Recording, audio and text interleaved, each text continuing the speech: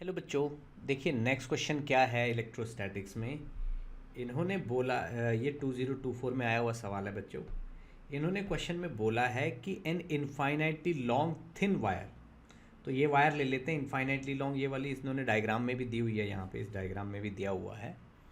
ठीक है, तो ये वाली वायर ले लेते हैं ये। तो इसकी चार्ज डेंसिटी कितनी है, लैम्डा, और लैम्डा की वैल्यू इन्होंने दी हुई है 5 न्यूटन नैनो कूलाम पर मीटर। ठीक है, is passing through a spherical shell of radius 1 meter. As shown in the figure, a 10 nanocoulomb charge is distributed uniformly over a spherical shell. If the configuration of the charges remains static, the magnitude of the potential difference between points P and R in volt is. तो ये एक point यहाँ पे P है बच्चों और एक R है। P की यहाँ से डिस्टेंस 0.5 मीटर है और R की डिस्टेंस यहाँ से इन्होंने 2 दी है।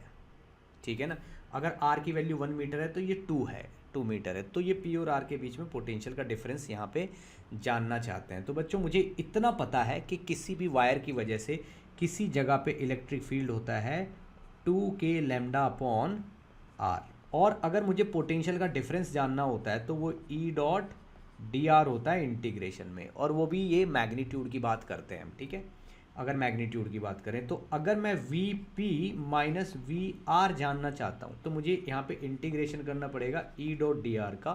ठीक है ना, किसी भी एक पॉइंट पे ई लेके, इस वायर की वजह से बात कर रहे हैं अभी केवल हम वायर की वजह से बात कर रहे हैं।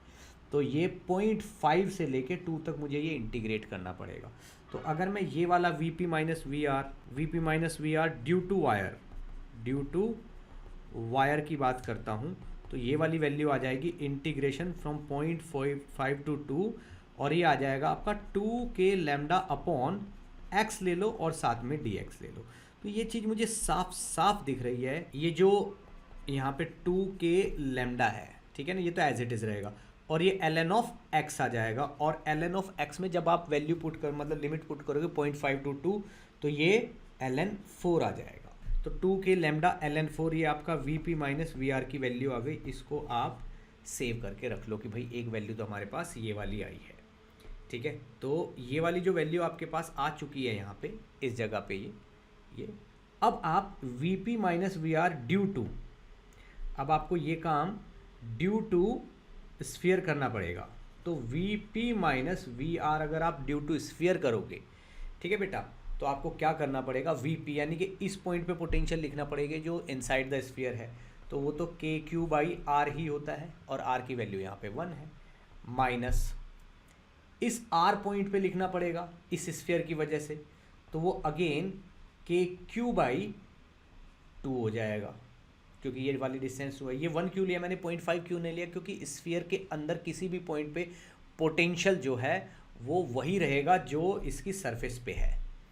ठीक है, तो के क्यू बाई 2, तो ये वाली वैल्यू आ जाएगी आपकी के क्यू बाई 2, और ये V P minus V R, तो ये वाला V P minus V R is K Q by 2, ये आपका सेकेंड। अगर मैं इन दोनों में पोटेंशियल के डिफरेंस को जानना चाहता हूँ तो वी पी यानी कि पी पॉइंट पे दोनों की वजह से potential V P plus V P हो जाएगा, इन दोनों को आप ऐड कर दो तो एक्चुअल में V P minus V R जो है आपका K Q by 2 plus 2k lambda into ln of 4 ये आ जाएगा आपका।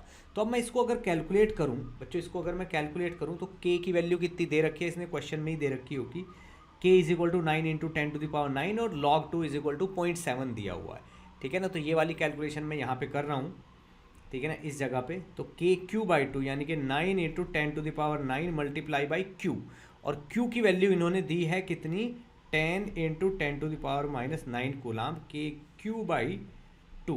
एक तो ये वाली चीज़ हो गई प्लस, ठीक है ना, 2 और ln 2 की वैल्यू 0.7, तो ये 2 इंटू 2 और हो गया, और 9 इंटू 10 टू द पावर 9 ये हो गया, और लैम्डा हो गया 5 into 10 to the power minus 9, यहाँ पे 5 into 10 to the power minus 9 ये लैम्डा हो गया, और ln 2 आपका 0.7 हो गया।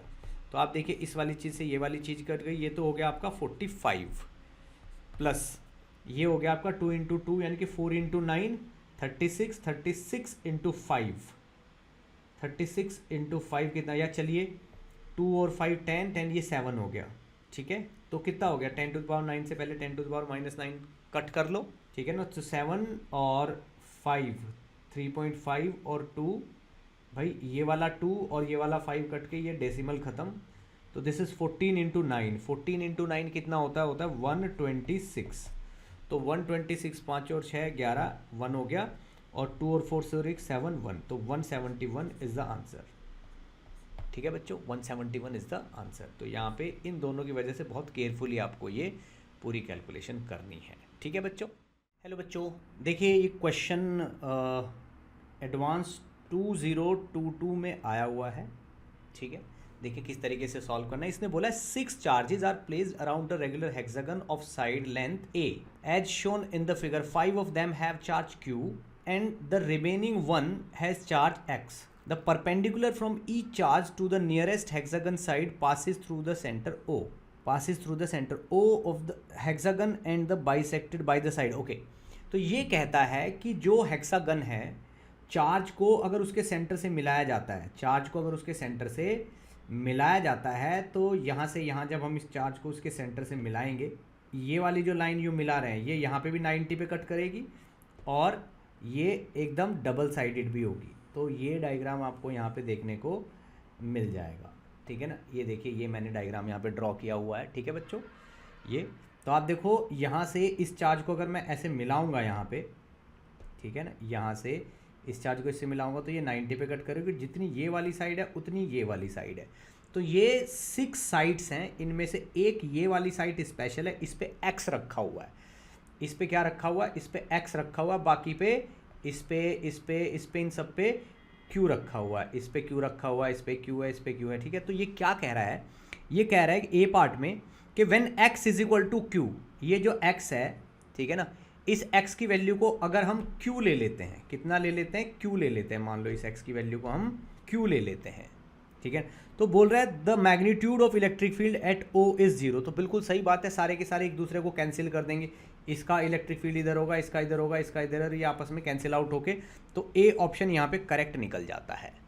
ठीक है ना। बी अगर हम रीड करें तो बी में ये क्या बोल रहा है, ये बोल रहा है कि when x is equal to minus Q, अगर इसको मैं माइनस क्यू ले लेता हूँ, अगर इसको मैंने माइनस क्यू ले लिया तो भाई इसकी वजह से इलेक्ट्रिक फील्ड इधर और उसकी वजह से भी इलेक्ट्रिक फील्ड इधर और बाकी का कैंसिल आउट हो जाएगा। तो यहाँ पे समझ लीजिए 2q की वजह से इलेक्ट्रिक फील्ड होगा, तो k इंटू 2q, भाई q तो ये रहा, ये वाला 2q upon x square, x मतलब r का स्क्वायर। अब यहाँ से लेके इस जगह से लेके ये वाली जो इतनी साइड है, ये वाली, इसकी लेंथ हमें चाहिए होगी ये।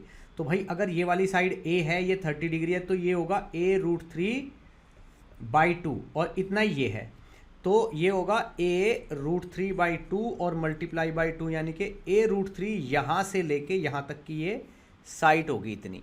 तो अगर ये a√3 है तो ये होगा kq अपॉन a√3 का स्क्वायर, ये इलेक्ट्रिक फील्ड होगा। ये 2 की क्यू मल्टीप्लाई की मैंने, क्योंकि एक क्यू ये है, एक क्यू ये है, तो ये डबल हो गया है। ठीक है ना, तो ये आ जाएगा आंसर आपका 1/4πε0 2q अपॉन 3a²। इस 2 से ये 2 हो गया, तो ये हो गया आपका q अपॉन 6πε0a², ये इलेक्ट्रिक फील्ड हो गया। तो q अपॉन 6πε0², ये वाला ऑप्शन भी आपका ठीक निकल गया। सी और चेक करते हैं, सी ऑप्शन और चेक करते हैं, when x is equal to 2q। तो बच्चों ये यहाँ पे अगर मैं इसकी जगह 2q रख देता हूँ, अब इसकी जगह कितना रख देता हूँ 2q, तो अब ये पोटेंशियल पूछ रहा है। तो आप देखो पोटेंशियल के लिए तो डायरेक्शन की कोई मैटर होता ही नहीं है, तो यहाँ 2q है, बाकी सब जगह 7q है, तो k इंटू 7q अपॉन यहाँ से वहाँ तक की डिस्टेंस वही a√3, तो kq/r होता है। ठीक है, तो k की वैल्यू अगर हम 4 नीचे रख दें 4πε0, तो this is 7q upon 4πε0a और ये √3 आ जाएगा, तो 4√3πε0। तो भाई मुझे ये सी ऑप्शन भी यहाँ पे करेक्ट लग रहा है, 7q अपॉन 4√3πε0a, ये भी ठीक लग रहा है मुझे। डी ऑप्शन देखते हैं क्या होगा, when x is equal to -3, ये -3q कर, अगर इसको हम -3q कर देते हैं इसको, ठीक है ना, तो पोटेंशियल पूछ रहा है फिर से। तो भाई अगर ये प्लस का है तो 7 -3q, तो आप देखो 5 तो ये हो गए और -3 यानी कि 2q की वजह से ही होगा, यानी कि डी ऑप्शन में जो आंसर होगा वो k इंटू 2q, क्योंकि माइनस तो 3 ये हो गए और प्लस के 5 ये हो गए, तो केवल 2q चार्ज है जो a√3 पे रखा है, तो k अपॉन a√3, ये आंसर होगा, जो कि इसमें मैच नहीं कर रहा है, ठीक है ना। ऊपर देखो 2 क्यों आ रहा है, 3 तो कहीं से भी नहीं आएगा, तो ये इनकरेक्ट हो जाएगा, तो डी ऑप्शन यहाँ पे इनकरेक्ट है। तो right answers are A, B, C only, ये करेक्ट आंसर्स होंगे, ठीक है बच्चों।